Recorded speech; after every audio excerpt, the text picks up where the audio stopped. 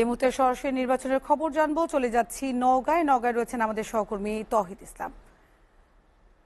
তৌহিদ, আপনি যে জায়গায় রয়েছেন এবং আপনার উপজেলায় কতটি কেন্দ্রে ভোট গণনা চলছে এই মুহূর্তে সেটি জানাবেন। আর এ পর্যন্ত আজকে কত শতাংশ ভোট পড়েছে বলে জানিয়েছে স্থানীয় নির্বাচন কমিশন?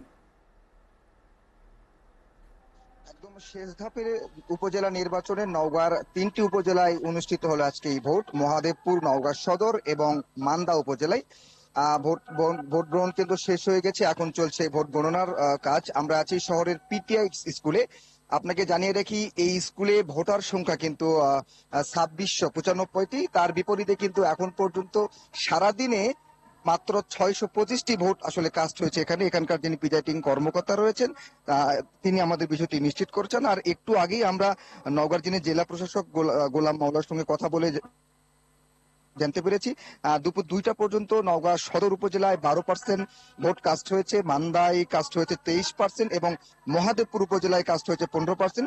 যেহেতু দিনের শুরুতে ভোটার উপস্থিতি কিছুটা কম ছিল কেন্দ্রগুলোতে, বিকেল বেলা সময় একটু ভোটার উপস্থিতি লক্ষ্য করা গেছে, যার ফলে জেলা প্রশাসক জানিয়েছেন যে একটু সময় লাগবে, যে কত পার্সেন্ট ভোট আসলে কাস্ট হয়েছে এই বিষয়টি একটু জানতে সময় লাগবে, তিনি আমাদের এটুকু জানিয়েছেন।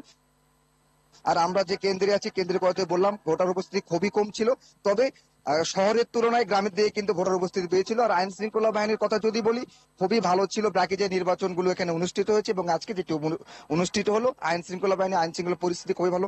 এখানকার যিনি জেলা পুলিশ সুপার রয়েছেন রাশিদুল হক, তিনি আমাদের জানিয়েছেন সব স্তরে নিরাপত্তা রাখা হয়েছে, যাতে করে কোনো রকম কোনো বিশৃঙ্খলা বা অপ্রীতিকর কোনো ঘটনা না ঘটে। খুব সুষ্ঠুভাবে নির্বাচন কিন্তু শেষ হলো। এখন চলছে ভোট গণনার কার্যক্রম। এখন পর্যন্ত আমরা আসলে কোনো কেন্দ্রের ফলাফল পাই, যদি সেটি পাই সেটি আপনাদের মাধ্যমে দর্শকদের জানিয়ে দিতে পারবো। তো এমনটাই ছিল নওগাঁ থেকে নির্বাচনের সর্বশেষ পরিস্থিতি।